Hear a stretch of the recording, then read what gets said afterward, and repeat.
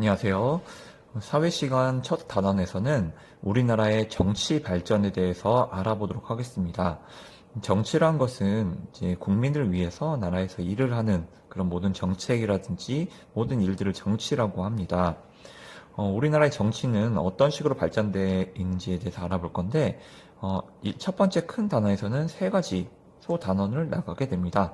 첫 번째 시간에는 민주주의의 발전, 우리나라에서 민주주의가 어떻게 발전됐고, 그리고 시민 참여는 어떻게 이루어졌는지에 대해서 알아볼 거고, 두 번째는 이런 민주주의에 대해서 일상생활에서는 어떻게 실현되고 있는지 알아보도록 할 겁니다.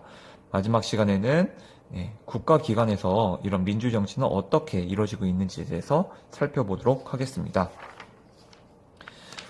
책을 넘겨서 교과서 10쪽을 보도록 하겠습니다.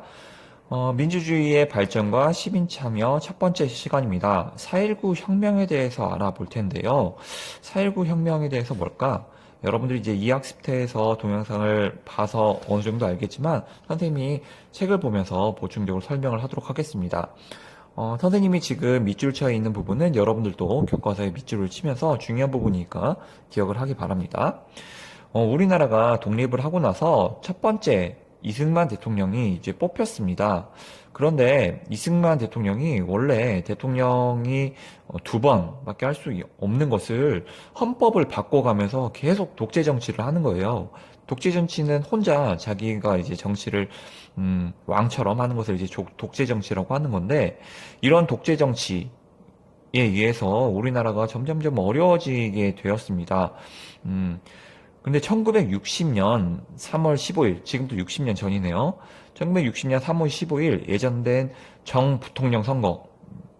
여기서 이 이승만 정권이 몸담고 있는 당에서 자기들이 대통령과 부통령을 함께 선발하려고 부정선거를 계획을 했습니다.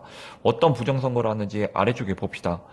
유권자들, 그러니까 투표를 하는 사람들한테 돈이나 물건을 주면서 이승만 정부를 뽑으라고 했습니다. 야, 이거 우리 학급회나 정교 어린이회, 학생회에서도 이런 행동은 안 하는데, 이런 부정행동을 참 한 거 보면은 좀 한심하네요. 그리고, 상대방 다른 대통령과 부통령을 뽑은 그런 투표용지를 모두 이렇게 불태워버렸어요. 여러분들 학급 임원 선거할 때 상대방 혹은 뭐 다른 학생들이 나왔다고 찢어버리는 그런 행위 본 적 있나요? 야, 얼마나 민주주의가 발전되지 않았는지를 볼 수가 있겠죠. 이런 불법 선거에 의해서 결국은 대통령이 됐습니다. 될 수밖에 없죠. 되기 위해서 무슨 짓이든 다 했으니까. 그런데 우리나라 국민들은 참 놀랍게도 그리고 존경스럽게도 그런 거를 그냥 넘어가지 않았습니다. 그래서 시민들이 이런 부정한 방법으로 선출된 이승만 정부의 잘못을 바로잡기 위해서 시위를 벌였습니다.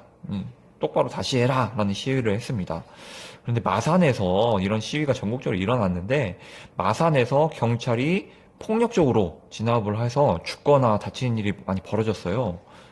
어떻게 진압을 했길래 이렇게 사람이 죽었을까?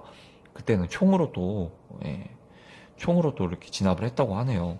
특히 이 김주열이라는 고등학생이 이 시위에 참여해놓고 없어졌는데, 어느 날 마산 앞바다에서 죽은 채 둥둥 떠 있는 것이 발견됩니다. 야, 나라가 국민을 위해서, 국민을 지키기 위해서 있어야 될 나라가 이렇게 국민을, 그것도 학생을 무차별로 이렇게 죽인 모습을 우리나라 사람들은 그냥 넘어갈 수가 없었겠죠. 그래서 전국적으로 시위가 확대되었고요. 4월 19일에 전국적으로 3월 15일날 했었던 선거는 불법 선거다. 다시 해라. 라는 이제 시위가 벌어지게 됩니다. 그래서 우리는 이거를 4.19 혁명이라고 합니다. 4월 19일에 일어났었던 혁명이라고 4.19 혁명이라고 합니다. 이때도 이승만 정부가 정치를 못 차렸나 봐요. 무력으로 진압을 했습니다. 근데 여기에 꺾일 우리나라 국민이 아니죠. 시위가 더욱 거세져서 이승만은 국민들의 요구를 더 이상 무시할 수 없어서 대통령 자리를 물러나게 됩니다. 그래서 국민들은 올바른 민주주의 사회를 만들려고 앞에 있었던 선거를 무효화하고 재선거를 해서 새로운 정부가 세워졌습니다. 나라가 못한 것을 국민이 했네요. 4.19 혁명 과정에서 많은 시민과 학생들이 희생을 됐습니다. 하지만 여기서 얻은 것은, 국민이, 그리고 시민이 똑바로 정신을 차리고 있지 않으면 이 민주주의가 거저 얻어지는 게 아니구나, 라는 것을 깨닫게 됩니다. 그래서 많은 사람들이 국민에 의한 민주주의에 대한 관심이 높아지게 된 계기가 되었습니다. 선생님이랑 이제 4.19 혁명에 대해서 다시 한번 알아봤는데요. 여러분들 선생님 강의 끝나고 나서 교과서를 쭉 읽어보고 선생님이랑 밑줄 친 부분을 다시 한번 더 이제 공책에 정리를 한 다음에 4.19 혁명에 대한 여러분들의 생각을 학급 게시판에 올려놓는 게 과제가 되겠습니다. 네, 그러면 첫 번째 시간은 이걸로 마치도록 하겠습니다.